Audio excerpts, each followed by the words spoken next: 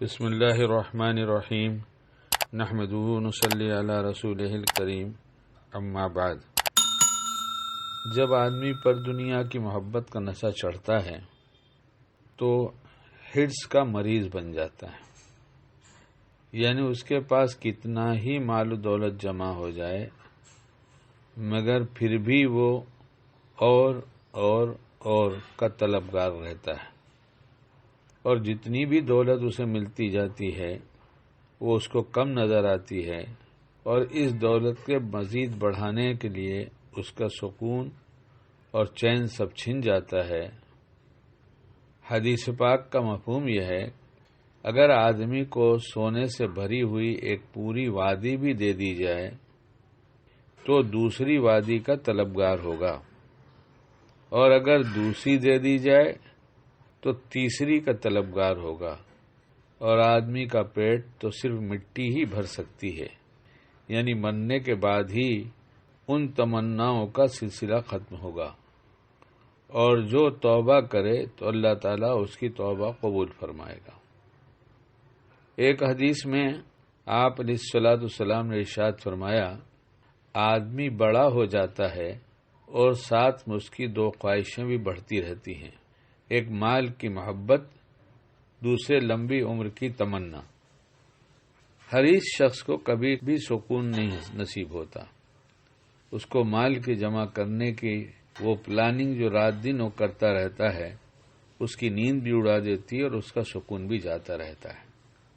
حالانکہ مال کا مقصود تو یہی تھا کہ یہ مل جاتا اور ہماری ضرورتیں پوری ہو جاتی، اور ہماری ضرورت پوری ہو جائے اور باقی مال جہاں استعمال کرنا ہو، جس طرح استعمال کرنا اللہ کو پسند ہو وہاں استعمال ہو جائے۔ مال تو اس لیے تھا، لیکن مال ہی بڑھانے کے چکر میں اپنا سارا چین و سکون ختم کر دیتے ہیں۔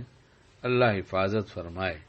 مال کا بڑھانا برا نہیں، مال کا رکھنا برا نہیں، مال کا کمانا برا نہیں، مال کی اتنی ہرس کہ رات دن اسی حساب کتاب میں لگا رہے کہ کیسے بڑھے یہ برا ہے۔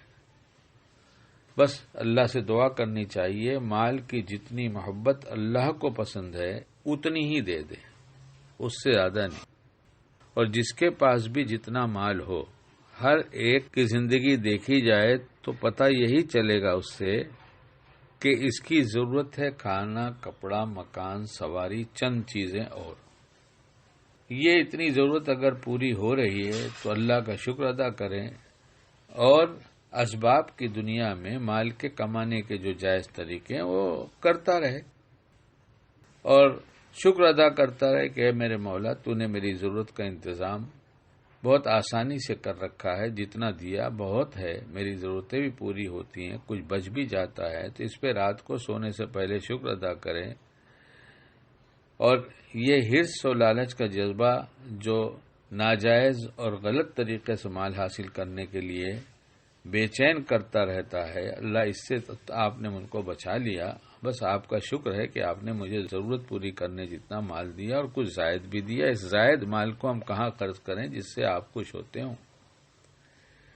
ایک صاحب کے پاس کبھی کسی زمانے میں، شاید یہ 78-80 کے پہلے کی بات ہوگی، ملاقات کے لیے گیا۔ اب تو لوگ مر گئے، کھپ گئے، کہاں گئے، سب الگ الگ جدا جدا ہو گئے۔ تو اس وقت ان کی بہت بڑی آمدنی تھی اور خرچ بہت تھوڑا سا تھا، لاکھوں روپے مہینے کے بچتے تھے۔ تو میں نے سوچا کہ تھوڑا تبلیغ میں بھی وقت لگاتے، تو میں نے ان سے تشکیل کی بات کی، تو کہا دعا کر دے کہ کوئی دھندا ایسا ہو جس سے گھر کا خرچ نکل جائے تو ہم بھی تیرے جیسے تبلیغ میں چلیں گے۔ حالانکہ میں ان کے مقابلے میں کچھ بھی نہیں تھا۔ اس لیے اللہ تعالیٰ مال کا حریص بننے کے بجائے ہمیں نیکیوں کا حریص بنا دے، اللہ کی رضا کی تلاش میں حریص بن جائیں، یہ سب خوبیوں والا حریص بنا دے، جو خوبیاں کہی جاتی ہیں اس کا حریص بنا دے۔ اللہ ہمیں اچھوں کا ساتھ نصیب فرمائے تاکہ ہمارا خاتمہ ایمان پر ہو جائے۔